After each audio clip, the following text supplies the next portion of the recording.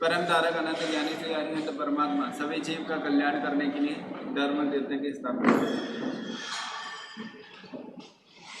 हम इस दुनिया में रहते हैं, इस जगत में रहते हैं, इस लोक में रहते हैं, तो इस लोक के बारे में देखेंगे। इस दुनिया में कुछ दिशाएं होती हैं। कितनी दिशाएं होती हैं?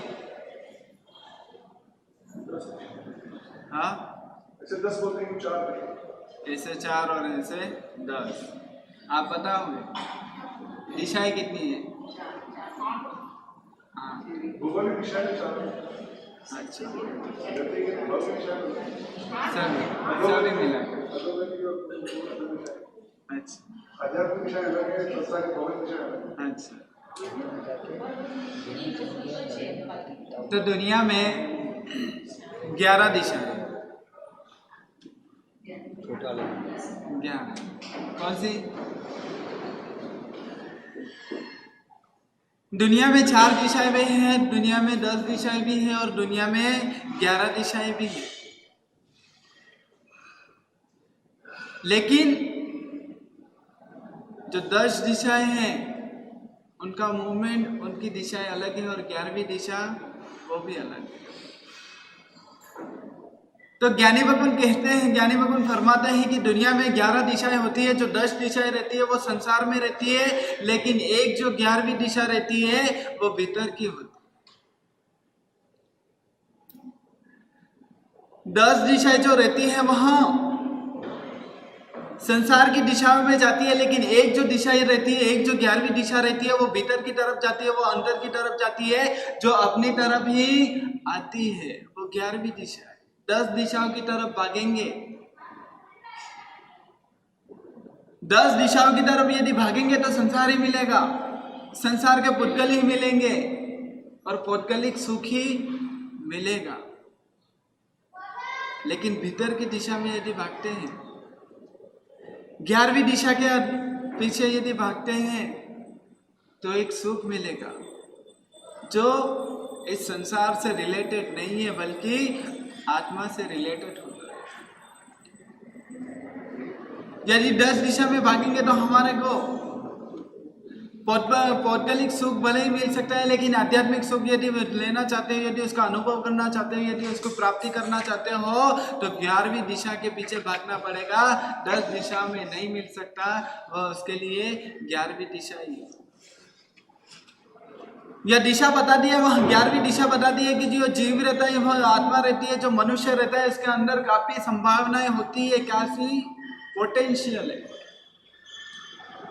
जहां से हम कुछ, बहुत कुछ और सब कुछ प्राप्त कर सकते हैं। संसार में बहुत कुछ प्राप्त कर सकते हैं, लेकिन सब कुछ प्राप्त नहीं कर सकते। संसार में हम बहुत कुछ प्राप्त कर सकते हैं, लेकिन सब कुछ प्राप्त नहीं कर सकते। लेकिन यदि भीतर उतरते हैं, भीतर देखते हैं, भीतर आत्मा में देखते हैं, तो वहां पर सब कुछ प्राप्त हो जाया करता है। इसलिए बड़े बड़े राजा हम रामायण में देखते हैं तो बड़े बड़े राजा, बड़े बड़े योद्धा, बड़े बड़े विद्याधर, जिनके पास में कोई कमी नहीं रहती है, फूल फाल सुख की सामग्री रहती है, पौद्गलिक सभी चीजें वस्तुएं रहती है, लेकिन फिर भी वहां पर हर दृष्टांत में देखते हैं तो हर दृष्टांत में कोई ना कोई संयम ले लेता है, दीक्षा ले लेता है, वह संयम स्वीकार कर लेता है, वह 10 दिशाओं का त्याग कर लेता है और 11वीं दिशाओं का स्वीकार कर लेता है। क्यों? क्योंकि अंत में पता है कि 11वीं दिशा ही अपने काम की अपने सही है। क्योंकि जो वास्तविक सुख रहता है वह 11वीं दिशा ही दे सकता है। हमने रामायण में देखा था सौदास राजकुमार जो राजा बन गया, लेकिन मांस भक्षण करने के कारण राज्य से भ्रष्ट कर दिया और वहां पर जंगल में भटकता रहा। भटकने के बाद में वहां नरभक्षी बन गया। नरभक्षी के होने के बाद में वहां गुरु महाराज का संगम हुआ, समागम हुआ, सत्संग हुआ और वहां पर उसको प्रेरणा करी मांस छोड़ने की, फिर भी नहीं छोड़ रहा था, लेकिन फिर भी उसकी करनी बताई वहां पर मांस भक्षण के क्या क्या दुख भोगने पड़ते और वहां पर व्रतधारी उसको बनाया और राज्य दूसरे राज्य में वहाँ पर व्रतों का नियम का पालन करता है, वहाँ श्रावक बन जाता है, धर्मी बन जाता है, जैन धर्मी बन जाता है। और जैन धर्म बनने के बाद में वह दूसरी नगर में जब जाता है योगानुयोग वहाँ पर राजा फिर से बन जाता है। और धर्म की कितनी शक्ति, जहाँ पर अधर्म कर रहा था वहां पर राज्य से भ्रष्ट हुआ था, लेकिन जैसे ही गुरु महाराज का समागम हुआ वापिस धर्मी बना और धर्म ने उसको वापिस राजा बना दिया। राजा बन चुका है अब, और उसका जो पुत्र है वह भी दूसरे राज्य में राज्य कर रहा है। उसने संदेशा भेजा, दूत भेजा कि आप हमारी आज्ञा में स्वीकार करो और आप हमारी आज्ञा में आ जाइए। लेकिन जो लड़का था, जो पुत्र था, उसको भी अभिमान था, उसको भी घमंड था। और घमंड किसको नहीं आता है, वहां पर जो राज्य का अभिमान राजा बन गया था, बस आज्ञा स्वीकार करने के लिए तैयार नहीं है। और वहां पर उसको भी थोड़ा सा आवेश आ गया, क्रोध आ गया, पिता को भी क्रोध आ गया। और वहां पर युद्ध के लिए बेटे के साथ में युद्ध करने के लिए तैयार हो जाते हैं। और वहां पर दोनों का युद्ध भी हो जाता है। और युद्ध होने के बाद में जो सोदास राजा था वह युद्ध जीत जाता है, वह उसको हरा देता है। और हराने के बाद में जो उसका खुद का राज्य था वो भी उसको बेटे को दे देता है। और जो बेटे का राज्य पहले से कर रहा था राज्य, वह भी उसको स्वीकार कर देता है। और सोदास राजा वहां पर दीक्षा ग्रहण कर लेता है, संयम ग्रहण कर लेता है। यानी जब आज्ञा के लिए दूत को भेजा था तो उसके मन में ऐसा नहीं था कि इसमें आज्ञा में रहना है, बल्कि उसके अंदर दूसरा ही कुछ प्रश्न था, दूसरा ही उत्तर था, कुछ दूसरा ही इंटेंशन था जिसके कारण भेजा था। लेकिन पुत्र समझ नहीं पाया और युद्ध करना पड़ा। और युद्ध करने के बाद में वह दीक्षा ले लेता है।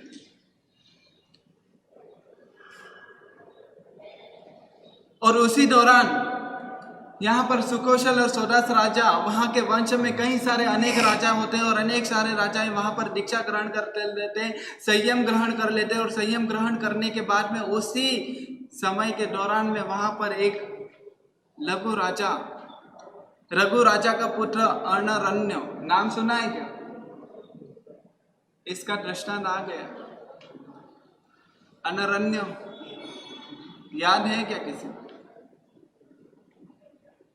जब रावण वहां पर राज्य को जीतने के लिए जा रहा था, वहां पर सहस्त्रकिरण जो राजा था उसको हराकर बंदी बना लिया था। लेकिन बंदी बनाने के बाद में जब पिता का पुत्र है, मुनि का पुत्र है, यूं समझ के उसको वापस छोड़ दिया। तो जब सहस्त्रकिरण संयम लेने के लिए स्वीकार हो रहे थे तो अनरण्य था, वह उनका ही दोस्त था, मित्र था।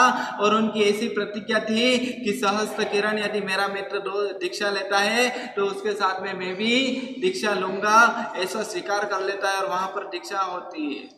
उसी के बारे में यहाँ पर बताते हैं। अनरण्य के 2 पुत्र होते हैं। एक पुत्र का नाम रहता है अनंतरथ और दूसरे पुत्र का नाम रहता है दशरथ, जो कि अयोध्या में रहते हैं। एक दशरथ नाम का पुत्र रहता है और एक अनंतरथ नाम का पुत्र रहता है। वह जो दीक्षा हुई थी वहां पर मित्र की दीक्षा होने के साथ में उसका संकल्प था, जिसके कारण वहां पे दीक्षा लेने के लिए तैयार हो गए थे, दीक्षा लेने के लिए वहां पर सज्ज हो गए थे और दीक्षा लेने के लिए वहां पर तैयारी चल रही थी। और वहां पर अनंतरथ को कहा, बड़े पुत्र को कहा, तुम इस राज्य का भोगो, इस राज्य का संभालो, इस राज्य का पालन करो, मैं चला संयम लेने। पुत्र बोलता है, पिताजी आपको आपके गति की, आपके कर्म की, आपको मोक्ष लक्ष्मी की प्राप्त करनी है, तो मैं इस संसार में संसार की लक्ष्मी को नहीं चाहता, मुझे भी आपके पीछे मोक्ष लक्ष्मी प्राप्त करनी है। बेटा बोल रहा है।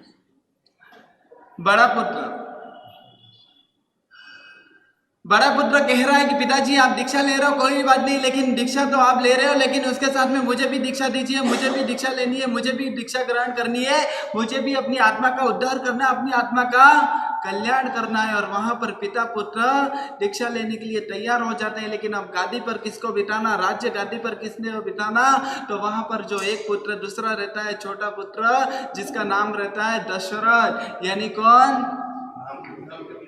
राम के पिताजी। लेकिन राम के पिताजी अभी 1 महीने के ही हुए। अब करे तो करे क्या? लेकिन फिर भी जिसको संसार असार लग जाता है वह किसी की परवाह नहीं करता, वह किसी के मोह में नहीं आता, वैसे किसी के बंधन में नहीं आता। वह नहीं सोचता है कि भविष्य में क्या होने वाला है, उसको तो बस अपनी आत्मा का कल्याण ही दिखता है। और वहां पर जो 1 महीने का दशरथ था उसको राज्य की गादी पर बिठा दिया और वहां पर उन दोनों पिता और पुत्र ने दीक्षा ग्रहण कर ली। अब जो राजा है अब दशरथ बन गए और वहां पर धीरे धीरे समय चलता रहता है, पराक्रम से आगे बढ़ते रहते, विद्याएं प्राप्त करते रहते हैं और वहां पर बड़े होने के बाद में वहां पर अपना राज्य संभाल लेते हैं। वह दशरथ के जीवन में बताता है कि दशरथ का जो जीवन था, उसका जो जीवन की कहानी थी, उसका जो जीवन था वहां पर एकदम सौम्य प्रकृति के थे, बड़े सरल थे, बड़े स्वभाव के भी बहुत सरल थे और उनका जीवन जो था वो शांतमय था, शांतिमय था।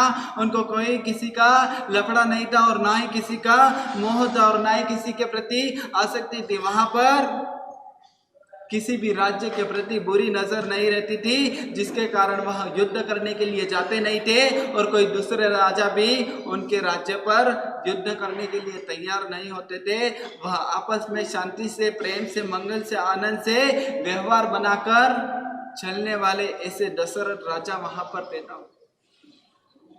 और इस तरह ब्राह्मण अपनी सभा में बैठे थे और एक बार नैमित्तिक को बुलाया और वहां पर सभा में बैठे हुए वहां पर नैमित्तिक साथ में है, समय में है और रावण ने प्रश्न पूछा कि इस दुनिया में जो भी आता है वह एक ना एक समय मरने वाला तो है ही सही।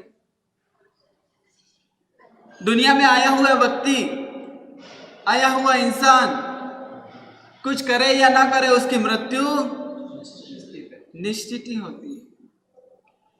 वह पढ़ लिख पाए या ना पढ़ लिखा पाए लेकिन उसकी मृत्यु होने वाली ही है। दुनिया में आने के बाद में वह शादी करे या ना करे लेकिन मृत्यु निश्चित है।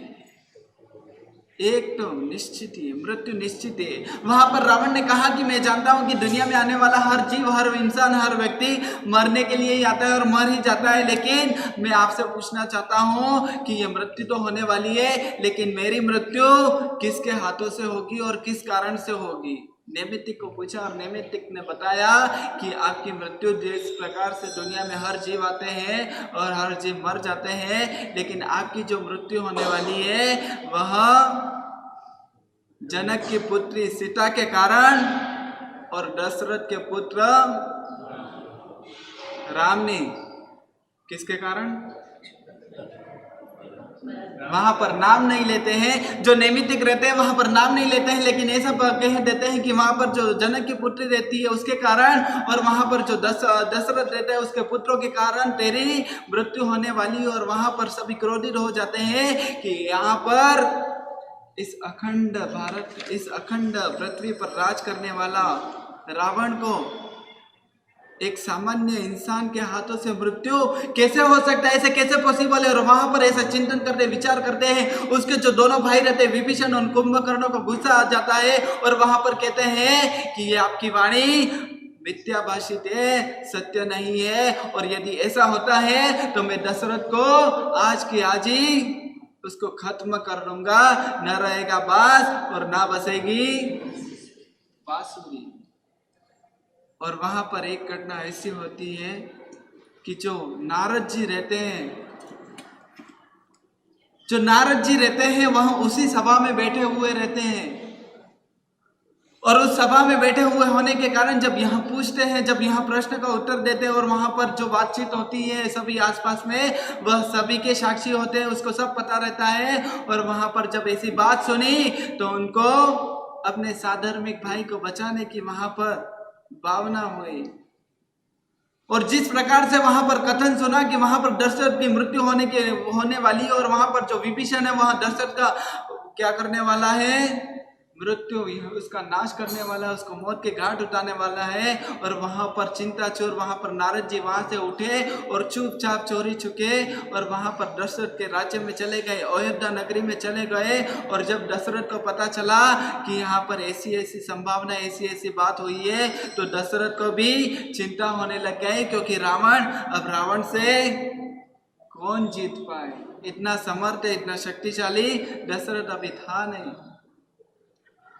और जब यह बात जब पता चली दशरथ को, जब बात पता चली तो वहां पर नारद जी का वहां पर धन्यवाद करा, और धन्यवाद होने के बाद में वहां पर रावण जी को, नारद जी को विदाई करा, और विदाई होने के बाद में वह सोच रहा है और चिंतन कर रहा है और क्या करना और क्या नहीं करना वहां पर सोच रहा है, क्योंकि विभीषण जल्दी ही वहां पर आक्रमण करने वाला है और मृत्यु करने वाला है। वहां पर जनक के पास में गए और जनक को जो भी घटना हुई वह दशरथ ने उसको भी सुनाई, और दोनों ने एक गेम करा, एक प्लानिंग बनाई, एक मीटिंग बैठाई, मंत्रियों के साथ में मीटिंग बैठाई और वहां पर करा, और क्या करा वह हम अगले वर्तमान देखेंगे। जिन आज्ञा विरुद्ध कुछ कहा तो अच्छा मेरे पढ़ो।